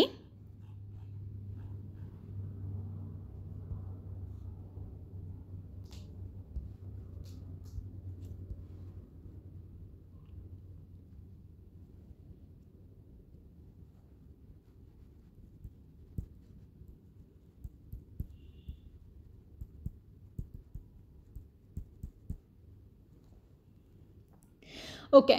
সো ম্যাগনেটিক ফিল্ড ইন্টেন্সিটিটা আমরা কি বলতেছিলাম, যদি কম জায়গার মধ্যে একই পরিমাণ এমএমএফ দিই তাহলে হচ্ছে ফিল্ড ইন্টেন্সিটিটা বেড়ে যায়। সো ফ্লাক্স ডেন্সিটি কী ছিল, ফ্লাক্স ডেন্সিটিও কিন্তু এরকমই একটা মেজারমেন্ট ছিল। যদি একটা কম সংখ্যক কম এরিয়ার মধ্যে, কম পরিমাণ এরিয়ার মধ্যে যদি বেশি ফ্লাক্স যায় তাহলে হচ্ছে আমরা বলতেছিলাম যে ফ্লাক্স ডেন্সিটি হচ্ছে বেশি। সো ডেফিনেটলি ফ্লাক্স ডেন্সিটি আর হচ্ছে ম্যাগনেটিক ফিল্ড ইন্টেন্সিটি যেটা, তার মধ্যে একটা রিলেশনশিপ থাকবে।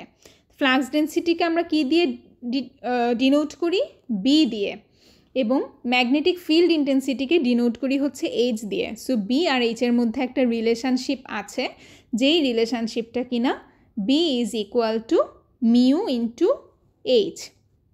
যদি হচ্ছে ফ্রি স্পেস হয় অথবা বাতাস হয় বা ভ্যাকুয়াম হয় বা যে কোনো নন ম্যাগনেটিক ম্যাটেরিয়াল হয়, সেই ক্ষেত্রে মিউটা হচ্ছে একটা কনস্ট্যান্ট মিউ নটের সমান। সো ফ্রি স্পেসের ক্ষেত্রে বা বাতাসের ক্ষেত্রে বা নন ম্যাগনেটিক ম্যাটেরিয়ালের ক্ষেত্রে বি আর এইচের যে রিলেশান সেটা হয় হচ্ছে কত, B is equal to mu naught H. Mu naught যেহেতু একটা কনস্ট্যান্ট ভ্যালু, কাজেই এই সম্পর্কটা হচ্ছে কি লিনিয়ার, ঠিক Y is equal to M X রিলেশনশিপটার মতো। কিন্তু ফেরোম্যাগনেটিক ম্যাটেরিয়ালের ক্ষেত্রে মিউটা কনস্ট্যান্ট না, মিউ ইটসেলফ হচ্ছে ম্যাগনেটিক ফিল্ড ইন্টেন্সিটি, এইচের সাথে ভ্যারি করে। সো কীভাবে ভ্যারি করে এই চেহারাটা হচ্ছে, চলো দেখি। ওকে, সো ফেরোম্যাগনেটিক ম্যাটেরিয়ালের ক্ষেত্রে এখানে দেখো ক্যাস্ট আয়রন, ক্যাস্ট স্টিল অথবা শিট স্টিল, 3 রকম ম্যাটেরিয়ালের ক্ষেত্রে মিউটা কিভাবে এইচের সাথে ভ্যারি করতেছে সেটা হচ্ছে দেখানো আছে। এখন মিউ যদি কনস্ট্যান্ট হইতো তাহলে বি আর এইচের যে রিলেশান, সেই বিএইচ রিলেশনশিপটা হতো কি লিনিয়ার, যেটা কিনা নন ম্যাগনেটিক ম্যাটেরিয়ালের ক্ষেত্রে হচ্ছে। বাট মিউ যেহেতু এখন ফেরোম্যাগনেটিক ম্যাটেরিয়ালের ক্ষেত্রে কনস্ট্যান্ট না, কাজে রিলেশনশিপটা ইজ নো লঙ্গার লিনিয়ার। প্রথমে যখন কিনা এইচ ইনক্রিজ হইতে থাকে, প্রথমে যখন এইচ ইনক্রিজ হইতেছে তখন কিন্তু প্রথম দিকে মিউও ইনক্রিজ হচ্ছে। সো এইচ যখন বাড়ে তখন মিউ যেহেতু বাড়তেছে প্রথম দিকে, এইচও বাড়তেছে মিউও বাড়তেছে। সো মিউ এইচ প্রোডাক্ট যেটা দ্যাট ইজ বি, সে হচ্ছে আরও প্রোনাউন্সডলি ইনক্রিজ করবে প্রথম দিকে। আবারও বলতেছি, যখন এইচ বাড়তেছে তখন কিন্তু এই যে এই জায়গাটায় তখন মিউও কিন্তু গ্র্যাজুয়ালি বাড়তেছে। So H increasing mu increasing. So প্রথম দিকে যখন এইচ ইনক্রিজ করে তখন বি হচ্ছে আরও বেশি ইনক্রিজ করবে। বাট একটা সার্টেন পয়েন্টের পরে কি হচ্ছে দেখো, এই যে এই পয়েন্টটার পরে গিয়ে হচ্ছে কি হইতেছে, এইচ যত বাড়তেছে মিউ তত হচ্ছে কমা শুরু করতেছে। সো মিউ এইচ যে প্রোডাক্টটা আছে সেটা হচ্ছে এক পর্যায়ে গিয়ে কনস্ট্যান্ট হয়ে যায়। কারণ কি, এইচ বাড়তেছে এই বরাবরে, কিন্তু মিউ কিন্তু কমে আসতেছে। সো এইচ বাড়ে মিউ কমে, আলটিমেট রেজাল্ট হচ্ছে দুইটার গুণফলটা হচ্ছে কনস্ট্যান্ট হয়ে যায়। সো চেহারাটা হচ্ছে কীরকম হয় এই বি ভার্সেস এইচের, ঠিক এরকম। প্রথম দিকে যখন এইচ বাড়তেছে তখন আমরা একটু আগের কার্ভে দেখছি মিউও বাড়তেছে। সো মিউ ইন্টু এইচ অনেক বেশি বাড়ে। সো বি যেটা, সেই বিও হচ্ছে প্রথম দিকে বাড়তেছে। বাট এক পর্যায়ে গিয়ে হচ্ছে কি হয়, এইচ যখন বাড়া শুরু করে তখন মিউ হচ্ছে কি কমা শুরু করে। So mu into H product that is B, সে হচ্ছে অলমোস্ট কনস্ট্যান্ট হয়ে যায়। এটাকে হচ্ছে আমরা বলি স্যাচুরেটেড হয়ে যাওয়া। তো এই যে বি ভার্সেস এইচের গ্রাফিক্যাল রিপ্রেজেন্টেশনটা, এইটাকে পপুলারলি বলা হয় হচ্ছে বিএইচ কার্ভ অথবা ম্যাগনেটাইজেশন কার্ভ।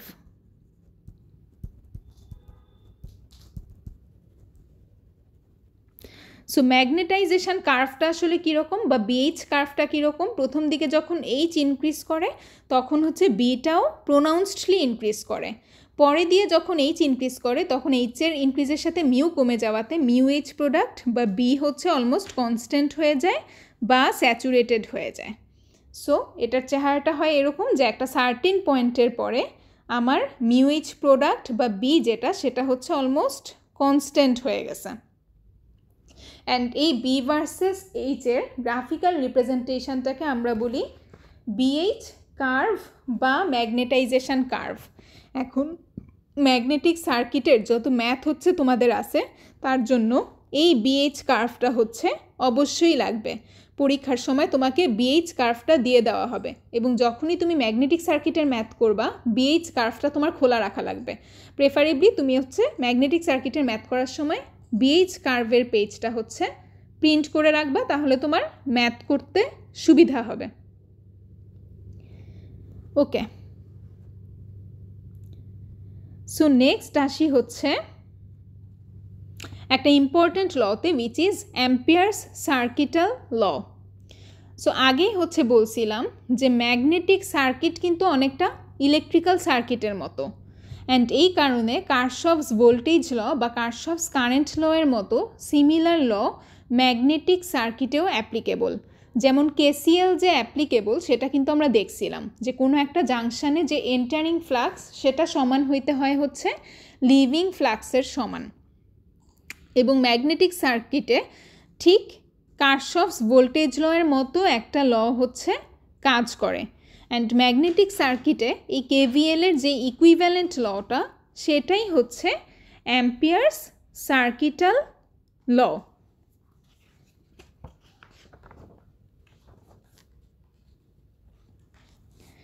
সো কেভিএল হচ্ছে ঠিক যেইভাবে বলে যে কোনো একটা লুপ যদি ঘুরে আসি তাহলে সাম অফ ভোল্টেজ হচ্ছে 0। অ্যাম্পিয়ার্স সার্কিটাল লটা হচ্ছে কি, ম্যাগনেটিক সার্কিটে ইলেকট্রিক্যাল কোয়ান্টিটি যেটা ভোল্টেজ, ম্যাগনেটিক সার্কিটে সেটার কাউন্টার পার্টটা হচ্ছে কি এমএমএফ। সো কেভিএল হচ্ছে কি বলে, কেভিএল বলে হচ্ছে কোনো একটা লুপ ঘুরে আসলে সাম অফ ভোল্টেজটা 0 হয়। সো ম্যাগনেটিক সার্কিটের জন্য অ্যাম্পিয়ার সার্কিটাল লটা হইল তুমি যদি কোনো একটা লুপ ঘুরে আসো তাহলে সাম অফ এমএমএফ হচ্ছে 0 হয়। দেখো এখানে এই ইকুয়েশনটা দিয়ে যেটা দেখানো আছে। সো একটা ক্লোজড লুপে আমার যতগুলা হচ্ছে এমএমএফের রাইজ আছে অথবা এমএমএফের ড্রপ আছে তার অ্যালজেব্রাইক সামটা হবে হচ্ছে 0। দ্যাট ইজ এমএমএফের যে রাইজ সেটা ইকুয়াল হয় হচ্ছে এমএমএফ ড্রপের সমান একটা ক্লোজড লুপে। কেভিএল হচ্ছে কি আমাকে কি বলে, সাম অফ ভোল্টেজ রাইজ সমান হয় sum of voltage drop. Similarly ampere circuital law আমাকে বলে হচ্ছে sum of MMF rise is equal to sum of MMF drop. এটাই হচ্ছে আমার অ্যাম্পিয়ার্স সার্কিটাল ল। এখন এমএমএফ রাইজ কি বা এমএমএফ ড্রপ কি সেটা নিয়ে হচ্ছে কথা বলা যাক। তো আমরা হচ্ছে দেখে আসছি যে ম্যাগনেটোমোটিভ ফোর্সের সোর্স হিসেবে আমরা হচ্ছে একটা কারেন্ট ক্যারিং কয়েলকে বলি। একটা কয়েলের মধ্যে যদি আই কারেন্ট যায় এবং এন সংখ্যক টার্ন থাকে তাহলে সে হচ্ছে এন ইন্টু আই পরিমাণ এমএমএফ হচ্ছে দিয়ে থাকে। সো ম্যাগনেটিক সার্কিটের ক্ষেত্রে এমএমএফের সোর্সটা কি, ওই কারেন্ট ক্যারিং কয়েল, যার এমএমএফটা হচ্ছে রিপ্রেজেন্ট হয় এই ইকুয়েশনটা দিয়ে।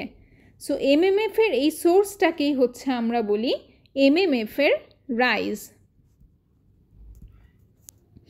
একটা কারেন্ট ক্যারিং কয়েল যদি আই পরিমাণ কারেন্ট ক্যারি করে এবং তাতে এন সংখ্যক টার্ন থাকে তাহলে তার ফ্লাক্স প্রডিউস করার অ্যাবিলিটি হচ্ছে এন ইন্টু আই। আমরা বলি সে এন ইন্টু আই পরিমাণ এমএমএফের রাইজ ঘটাচ্ছে বা সে একটা এমএমএফের সোর্স হিসেবে কাজ করতেছে যার এমএমএফের ভ্যালুটা হচ্ছে N into I ampere turns. And electrical সার্কিটে ভোল্টেজ ড্রপ হচ্ছে কে ঘটায়, যখন কিনা রেজিস্ট্যান্সের মধ্য দিয়ে কারেন্ট ফ্লো করে তখন হচ্ছে রেজিস্ট্যান্সের মধ্যে V is equal two IR পরিমাণ ভোল্টেজ ড্রপ হয়। সিমিলারলি ম্যাগনেটিক সার্কিটের মধ্যে যদি একটা আর রিলাক্টেন্সের মধ্য দিয়ে ফাই পরিমাণ ফ্লাক্স স্ট্যাবলিশ হয় তাহলে সেখানে হচ্ছে ফাই ইন্টু আর পরিমাণ এমএমএফের ড্রপ ঘটে। ওকে, যেখানে কিনা ফ্লাক্স ফাইটা হচ্ছে কি, যে ফ্লাক্সটা হচ্ছে স্ট্যাবলিশ হয়েছে ওই আর রিলাক্টেন্সের ম্যাগনেটিক সার্কিটটার মধ্য দিয়ে।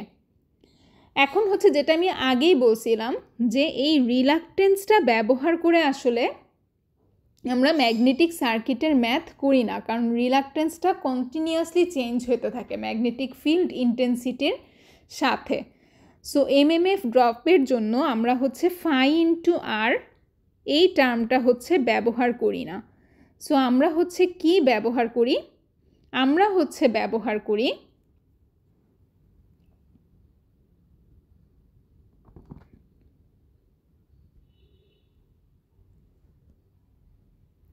এই যে এখানে হচ্ছে দেখো আমরা কি দেখে আসছিলাম, আমরা দেখে আসছিলাম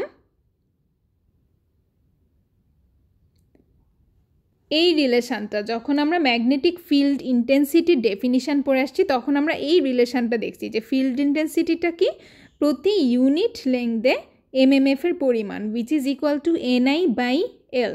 সো এই রিলেশনশিপটার থেকে আমরা কিন্তু লিখতে পারি NI is equal to H into L. ঠিক আছে, so NI is equal to H into L. এখানে এনআই কিন্তু আমরা দেখে আসলাম একটু আগে এমএমএফ এর রাইজ, তাই না? যদি একটা আই কারেন্ট এন সংখ্যক টার্নের কয়েলের মধ্য দিয়ে ফ্লো করে তাহলে সে এনআই পরিমাণ এমএমএফ এর রাইজ ঘটায়। So NI is equal to H এল, এই রিলেশনশিপটা থেকে আমরা বলতে পারি যে এটা তাহলে হবে এমএমএফ এর ড্রপ। যদি এনআই হয় এমএমএফ এর রাইজ তাহলে আমাদের অ্যাম্পিয়ার সার্কিটাল ল অনুযায়ী একটা ক্লোজ লুপে MMF drop is equal to MMF এর রাইজ। সো এনআই যেহেতু এমএমএফ এর রাইজ, সো এইচ ইন্টু এল সেটা হচ্ছে ডেফিনেটলি এমএমএফ ড্রপকে কোয়ান্টিফাই করে। সো এমএমএফ ড্রপের জন্য আমরা এই রিলেশনশিপটা ব্যবহার করি না, তার কারণ হচ্ছে কি আমরা রিলাক্টেন্সটা জানি না। যদি রিলাক্টেন্স জানতাম, কেউ যদি আমাকে এরকম চার্ট করে দিয়ে দিত যে এই ইন্টেন্সিটির জন্য রিলাক্টেন্স এত, তাহলে আমরা এটাই ব্যবহার করতে পারতাম। বাট রিলাক্টেন্সটা যেহেতু সহজে মেজার করার কোনো উপায় আমাদের জানা নাই, তার জন্য আমরা এমএমএফ এর ড্রপ হিসেবে ব্যবহার করি এইচ ইন্টু এল এই টার্মটাকে, অ্যান্ড এমএমএফ এর রাইজকে এন ইন্টু আই এই টার্মটা। ঠিক আছে, সো একটা এল লেংথের ম্যাগনেটিক সার্কিটে যদি এইচ পরিমাণ ম্যাগনেটিক ফিল্ড ইন্টেন্সিটি থাকে তাহলে সেখানে এমএমএফ এর ড্রপটা হয় এইচ ইন্টু এল পরিমাণ। আমি আবারও বলতেছি, যদি একটা কারেন্ট ক্যারিং কন্ডাক্টরের মধ্য দিয়ে আই কারেন্ট ফ্লো করে এবং ওই কন্ডাক্টর মধ্যে যদি এন সংখ্যক টার্ন থাকে তাহলে ওই কারেন্ট ক্যারিং কয়েলটা এন ইন্টু আই পরিমাণ এমএমএফ এর রাইজ ঘটায়। এই এমএমএফ এর রাইজটা হচ্ছে কি করে, ওই পাথের মধ্যে এইচ পরিমাণ ম্যাগনেটিক ফিল্ড ইন্টেন্সিটি ক্রিয়েট করে, অ্যান্ড এই ইন্টেন্সিটির ম্যাগনেটিক ফিল্ডটা স্ট্যাবলিশ হচ্ছে এল লেংথের মধ্যে। আমরা বলি এখানে এমএমএফ এর ড্রপটা হচ্ছে এইচ ইন্টু এল। আর এনআই সমান এইচ এল রিলেশনশিপটা কই পাইলাম, এই যে প্রিভিয়াস পেজে যে দেখায় আসছি যে ম্যাগনেটিক ফিল্ড ইন্টেন্সিটির ডেফিনিশনই হলো পার ইউনিট লেংথে কত এমএমএফ হচ্ছে যাচ্ছে সেটা, which is ni by L. So ni is equal to আমরা লিখতে পারি HL, যেখানে HL আসলে কোয়ান্টিফাই করে এমএমএফ ড্রপকে, দ্যাট ইজ এল লেংথের মধ্যে যদি ম্যাগনেটিক ফিল্ড ইন্টেন্সিটিটা হয় H তাহলে এমএমএফ এর ড্রপটা হয় H ইন্টু এল। ঠিক আছে, সো দেখো এই কথাগুলাই হচ্ছে এখানে লেখা আছে যে রিলাক্টেন্স যেটা সেটা হচ্ছে আমরা খুব রেয়ারলি ক্যালকুলেট করি কারণ এটা আমরা জানি না। এই কারণে এমএমএফ এর ড্রপ যেটা সেটাকে আমরা এক্সপ্রেস করি হচ্ছে ফাই ইন্টু আর দিয়ে, না ফাই ইন্টু আর দিয়ে করি না কারণ আমরা আরটা জানি না। সো এমএমএফ ড্রপটাকে আমরা কোয়ান্টিফাই করি এইচ ইন্টু এল দিয়ে, যেটা আমরা প্রিভিয়াসলি ডিরাইভ করে আসছি NI is equal to H L, যেটা তোমাদের বইয়ের equation 12.6। So ampere circuital law হচ্ছে কি বলতেছে, sum of MMF rise is equal to sum of MMF drop. So MMF drop বা এমএমএফ রাইজের সাম হচ্ছে সমান। সো এমএমএফ রাইজের সামটাকে হচ্ছে আমরা বলি এনআই এর সাম, অ্যান্ড এমএমএফ ড্রপের সামটাকে আমরা বলি হচ্ছে এইচ এল এর sum. So sum of Ni is equal to sum of HL ampere turn. That is একটা closed loop A sum of applied MMF or MMF rise is equal to the sum of MMF drops.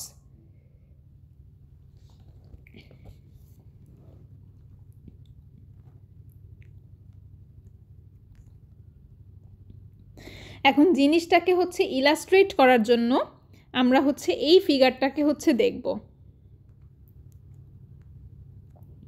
এই ফিগারটাকে দেখো, এখানে MMF rise করার মতো একটাই source আছে, সেটাকে এই কারেন্ট ক্যারিং কয়েলটা। এই কয়েলটা হচ্ছে এমএমএফের রাইজ ঘটাবে। কয়েলটার এন সংখ্যক টার্ন আছে এবং কয়েলের মধ্য দিয়ে কারেন্ট ফ্লো করতেছে আই। সো কয়েলটা এমএমএফের রাইজ ঘটাচ্ছে কত পরিমাণ? এন ইন্টু আই পরিমাণ। অ্যান্ড এই কয়েলটার মধ্যে তোমার তিনটা জিনিস আছে, একটা হচ্ছে কাস্ট আয়রন, আরেকটা হচ্ছে ল্যামিনেটেড স্টিল এবং আরেকটা হচ্ছে এয়ার গ্যাপ। যদি কাস্ট আয়রনের লেংথটা হয় হচ্ছে এল আয়রন,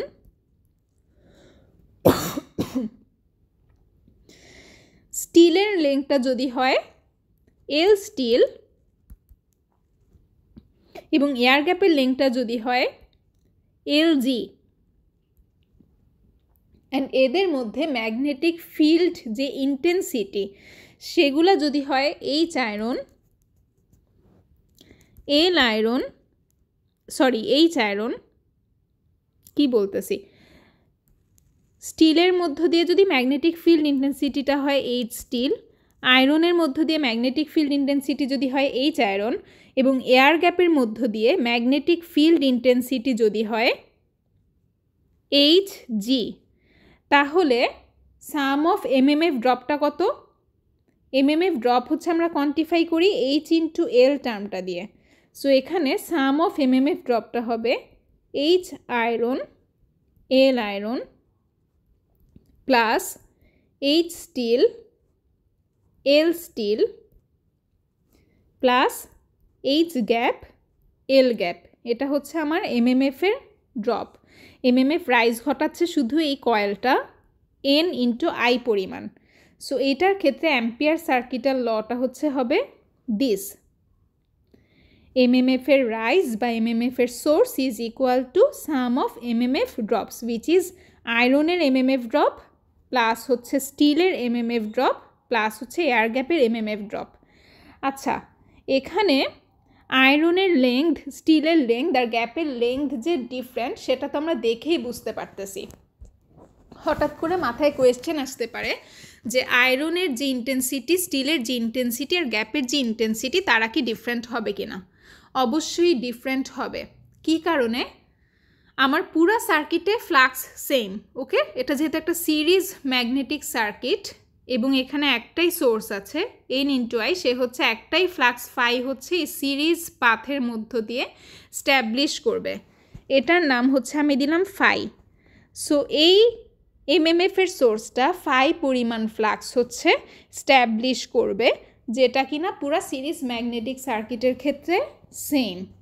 এখন ফ্লাক্স সেম ভালো কথা, কিন্তু ম্যাগনেটিক ফ্লাক্সের যে density that is B which is equal to phi by A, এটা কি সেম প্রত্যেকটা পার্টে?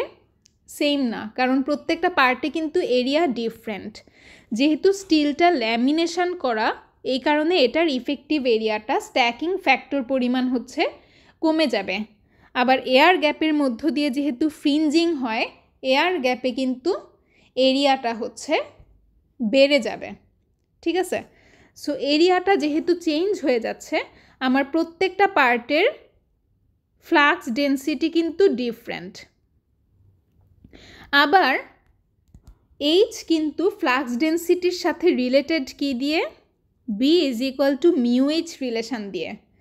এখানে প্রত্যেকটা এলিমেন্ট হচ্ছে ডিফারেন্ট, এটা আয়রন, এটা স্টিল এবং এটা হচ্ছে বাতাস। সো প্রত্যেকটা এলিমেন্ট যেহেতু ডিফারেন্ট, তাদের পারমিয়াবিলিটি মিউও হচ্ছে ডিফারেন্ট। সো প্রত্যেকটা জিনিসের জন্য বিও ডিফারেন্ট, মিউও different, so definitely H will be different, okay? এটা যখন আমরা ম্যাথ করতে যাব তখন হচ্ছে আরও ভালো করে হচ্ছে বুঝতে পারবো যে কীভাবে আমরা ম্যাথগুলো করে থাকি। সো যেটা বলতেছিলাম, পুরা সিরিজ সার্কিটে আমার হচ্ছে flux same but area different, so B different. প্রত্যেকটা এলিমেন্ট আবার ডিফারেন্ট, 3টা পার্ট আছে, 3টা পার্টে হচ্ছে 3টা ভিন্ন ম্যাটেরিয়াল। সো 3টা পার্টের মিউ হচ্ছে different, B different, mu different. So definitely intensity H যেটা সেটাও ডিফারেন্ট কিছুই হবে। সো প্রত্যেকটা পার্টের জন্য আমার ইন্টেন্সিটি এইচও হচ্ছে ডিফারেন্ট, আর লেংথ যে ডিফারেন্ট সেটা তো আমরা দেখতেই পারতেছি। সো প্রত্যেকটা পার্টের লেংথ যদি আমরা জানি এবং এইচ কত সেটা যদি আমরা বের করতে পারি, তাহলে হচ্ছে এইচের সাথে এল গুণ দিয়ে যদি আমরা যোগ দিই, সেই যোগফলটা হবে কার সমান? এমএমএফ রাইজের সমান। এটাই হচ্ছে ampere circuital law, that is এমএমএফের সোর্স বা এমএমএফের rise is equal to sum of MMF drops. আচ্ছা, এখানে একটা ইম্পর্ট্যান্ট তথ্য হচ্ছে দিয়ে রাখি, সেটা হচ্ছে কি, আমার অ্যাম্পিয়ার সার্কিটাল ল অ্যাপ্লাই করতে চাইলে এমএমএফের ড্রপ যে কোয়ান্টিটিটা আছে সেই কোয়ান্টিটিতে হচ্ছে লেংথ অ্যাসোসিয়েটেড। এমএমএফের ড্রপকে হচ্ছে আমরা বলতেছি এইচ ইন্টু এল। সো কোয়েশ্চেন হচ্ছে লেংথটা হচ্ছে কোনটা নিব। এখানে লেংথ তো যেটা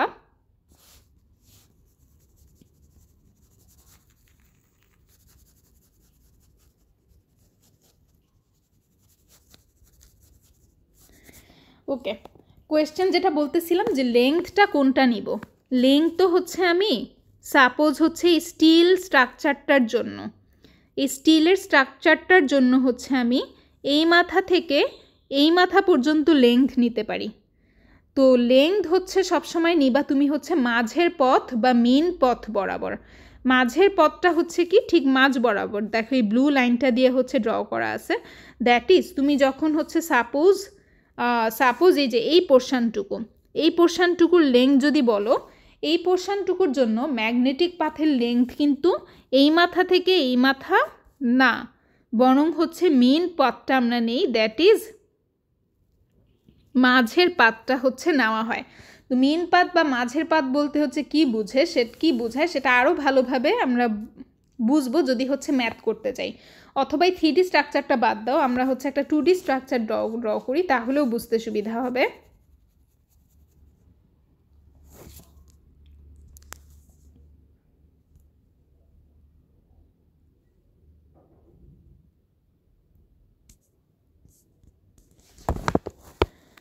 ওকে,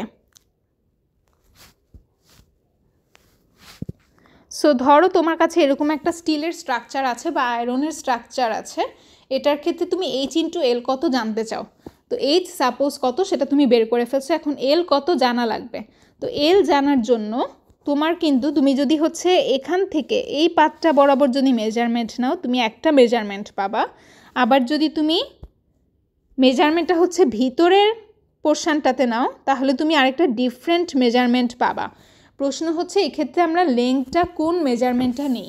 আমরা সবসময় লেংথটা হচ্ছে মাঝের পাত বরাবর নেই বা মেন পাত যেটা সেটা নেই, দ্যাট ইজ ম্যাগনেটিক সার্কিটের লেংথটা হচ্ছে এই মেন পাথ বা অ্যাভারেজ পাথ বা মাঝের পাতটা বরাবর, ঠিক আছে।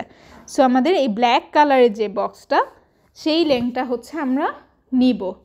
আউটার লেংথটাও নিব না যেটা কিনা রেড দিয়ে ডিনোট করা, বা ইনার লেংথটাও নিব না যেটা কিনা পার্পেল দিয়ে ডিনোট করা। আমরা হচ্ছে মাঝের পাতটা বা অ্যাভারেজ পাত যেটাকে বলে বা মেন পাত যেটাকে বলে, যেটা কিনা এই মাঝের পাতটা, সেই লেংথটা হচ্ছে আমরা কনসিডার করব ফর ম্যাগনেটিক সার্কিট।